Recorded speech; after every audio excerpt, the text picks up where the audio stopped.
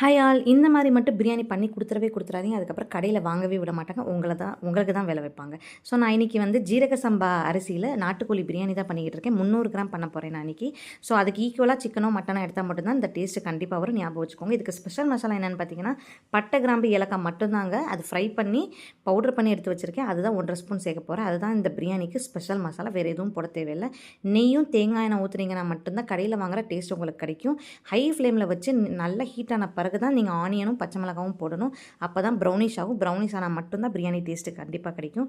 அதுக்கப்புறம் 1.5 ஸ்பூன் நான் இன்றைக்கி வந்து அந்த ஸ்பெஷல் மசாலா சேர்த்துருக்கேன். அதுக்குள்ளேயே நீங்கள் அரிசி கழுவி ஊற வச்சுக்கோங்க. ரொம்ப ஊற வைக்க தேவையில்லை. அதுக்கப்புறம் தக்காளி, தயிர், புதினா எல்லாமே சேர்த்து நல்லா கலந்துக்கோங்க. அரிசி அதுக்குள்ளேயே ரெடியாக இருக்கும். நான் இன்றைக்கி நாட்டுக்கோழிங்கிறனால என்ன மசாலா போடுறேன்னு சொல்லிடுறேன். தனியாத்தூள் ஒரு 1.5 ஸ்பூன், மிளகாத்தூள் 1 ஸ்பூன், ஜீரகத்தூள் ஒரு 1/2 ஸ்பூன் சேர்த்துருக்கேன். இது தான் எக்ஸ்ட்ரா சேர்க்குற நம்ம மசாலா.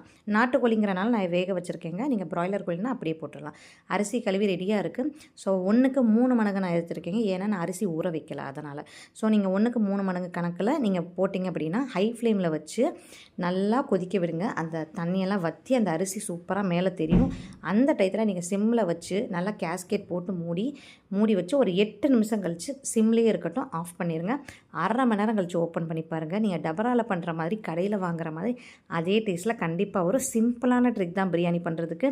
கண்டிப்பாக ட்ரை பண்ணி பாருங்கள். இந்த சண்டே உங்கள் ஃபேமிலியில் எல்லாருக்குமே மதுரையில் சாப்பிட்ட அதே ஸ்டைல் இந்த பிரியாணி டேஸ்ட்டில் உங்களுக்கு தெரியும். அதுக்கப்புறம் நீங்கள் கடையில் வாங்குறது விட்டுருவீங்க.